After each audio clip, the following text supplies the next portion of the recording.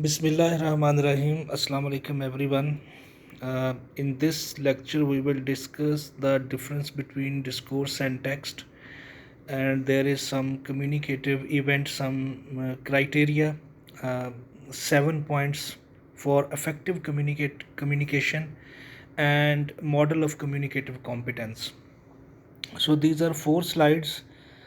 So let's start with it. First of all, we have to differentiate between discourse and the text. As I told you already, most of the time the text is considered as something written. But when we talk about discourse, it can be written or spoken. So this is a slight difference which I am telling you, but let's move forward so that the point would be more clear. So there is a term used, communicative event. Whenever there is a communicative event, it must have 7 main points which has to be fulfilled for an effective communicative event.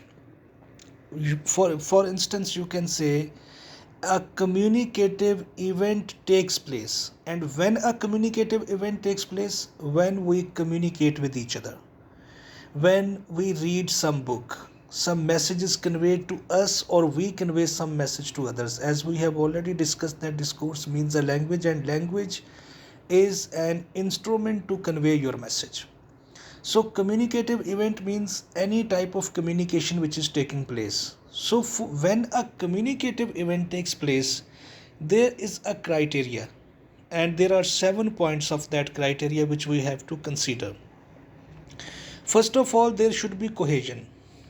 Cohesion means it's a relationship between the text and the analysis.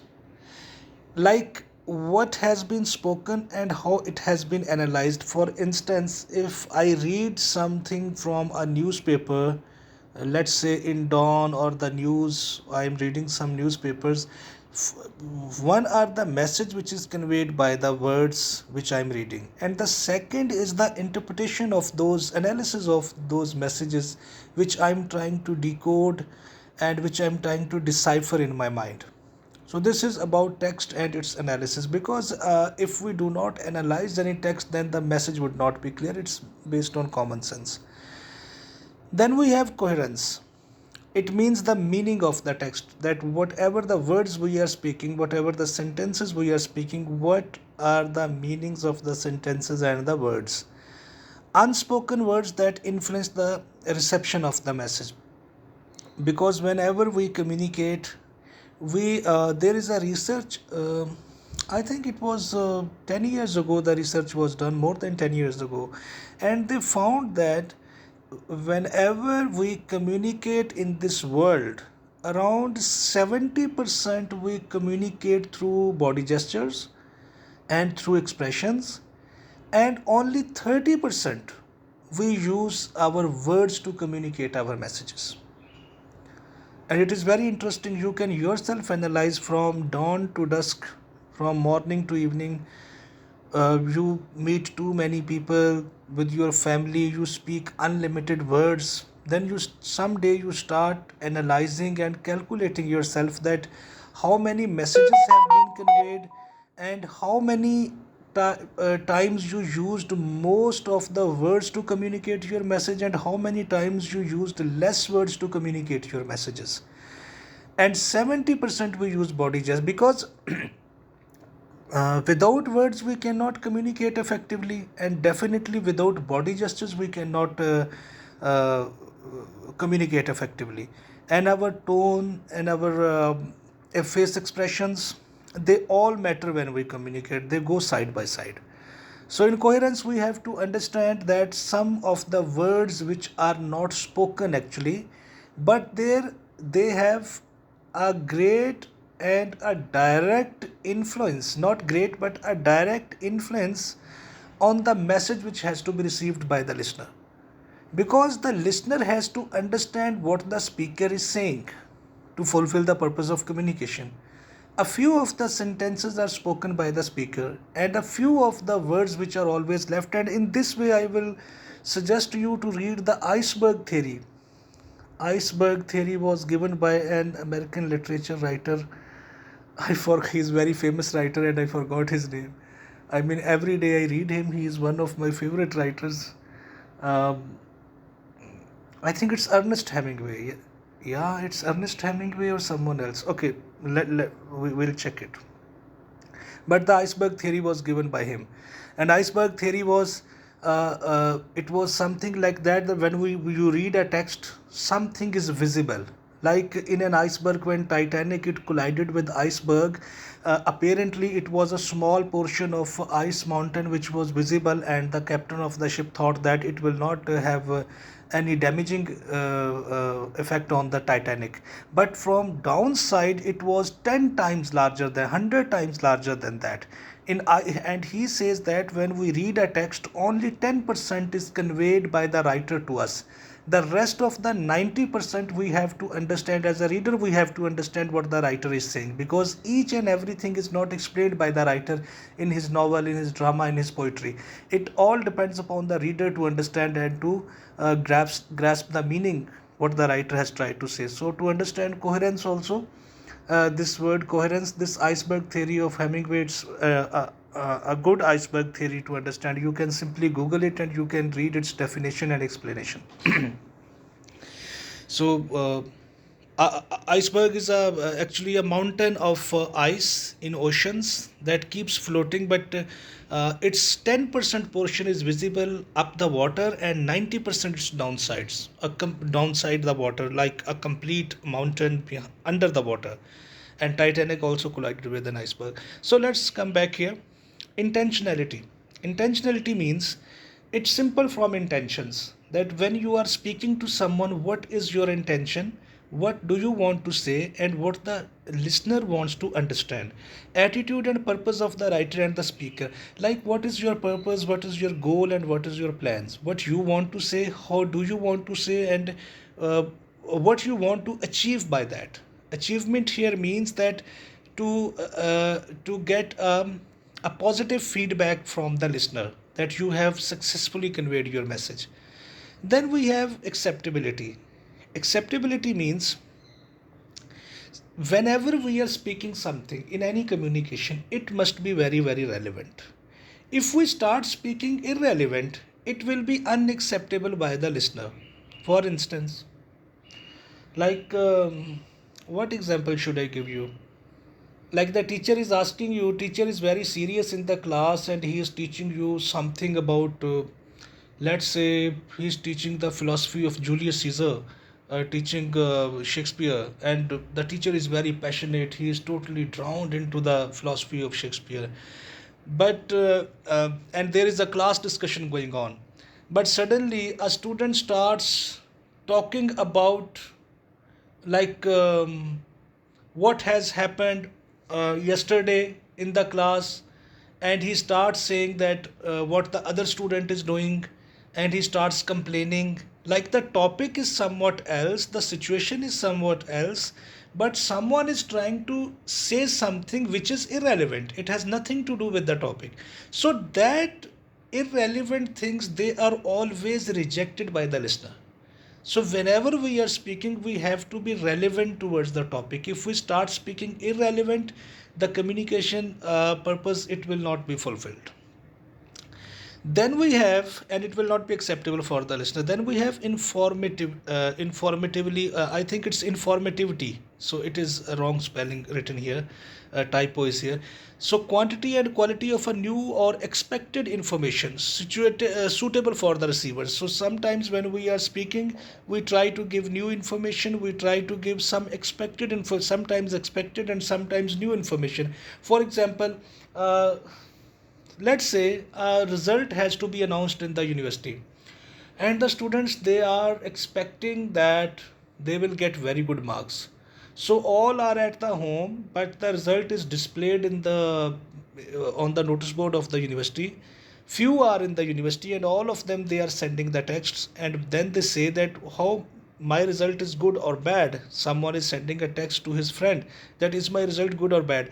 The response is that the result is very good. It means that a new information has been given to do, but it was expected by you.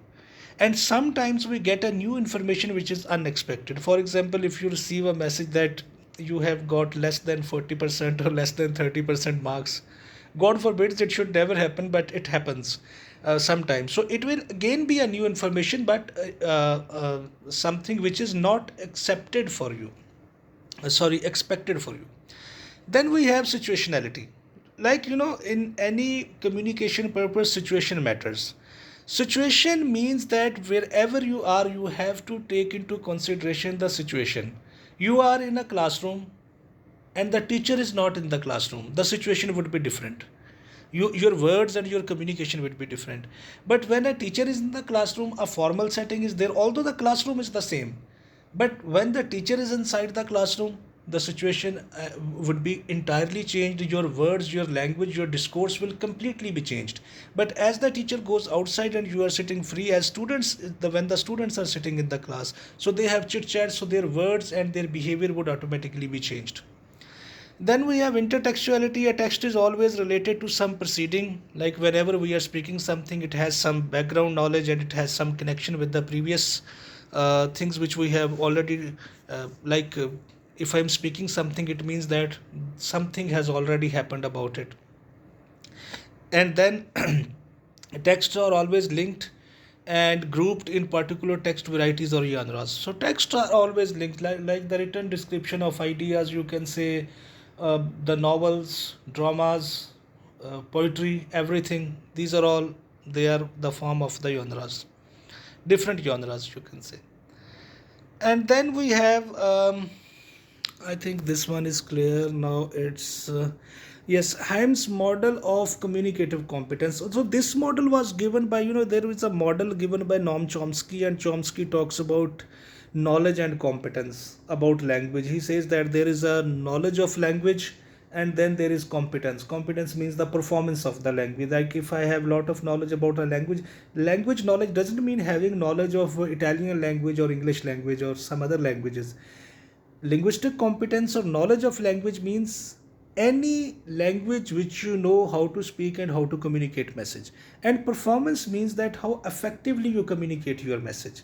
But this person, Hims, he goes a bit forward from Chomsky. Like he objected Chomsky's knowledge and competence model, but he has given some effective measures which has to be taken to make communication more effective, to describe and define communicative competence. So he says about first of all, setting means the time and place in which communication is taking place. Definitely, whenever we are saying something, the time and the place are the most important factors. Like as I have given you already example of a classroom, that the students are sitting there, but the teacher is not in the classroom. The time is different, but the situation is there is a classroom.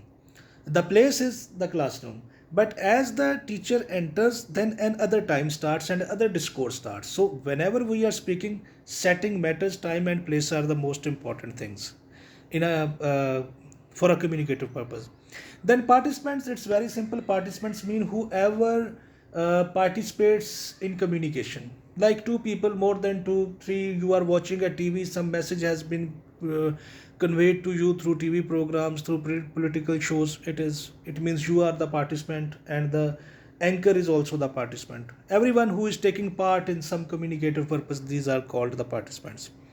And ends mean like when two people are speaking to each other. When two people means more than two, or only two people. Mostly we use two people, but it doesn't mean only two. It can be one man speaking to hundreds of people in front of him as his audience. So ends means the goals and the objectives. Like if I am delivering sorry, not delivering, but recording this lecture. When I am recording this lecture, what is my objective to record this lecture? So my objective is to convey my message to the concerned students of linguistics, who can take help from it if it is helpful for them, if they find it helpful for them. So this would be the objective. If the recorded lecture is playing the role and it is giving a proper appropriate message to the listeners, to those who watch the lecture, and they get some knowledge, it means the objective is fulfilled. But if the students or the learners of linguistics discourse analysis, they open the lecture and they find you know, they don't find it interesting. Sometimes we find something interesting, sometimes find something not very interesting. If they don't find interesting, it means that the objective is not fulfilled. I have to revise my policy, like adding some more knowledge, adding some more slides, etc. Just I'm giving you an example. I'm not going to add any other knowledge or any other slides. I think these are more than enough. It takes time to make it. Okay. Then act sequence. Like whenever we are speaking something, there is always a sequence of the events. Whenever the speaker is saying and the listener is responding, both they are turn taking and they are responding to each other. So our communication, it is actually an ascending process. It's step by step it goes forward. Like we cannot jump to the conclusion. For example, about these lectures, if I'm uploading lectures about discourse analysis, so before discussing discourse, if I start telling you about this Hims model of communicative competence, it would be useless because the sequence has been broken. So there must be a sequence in our communication to make it more effective. Then there is a communicative key. Communicative key is your tone. Like your tone is, you are in formal setting, you are in informal setting. You are talking to your teacher, your tone is different.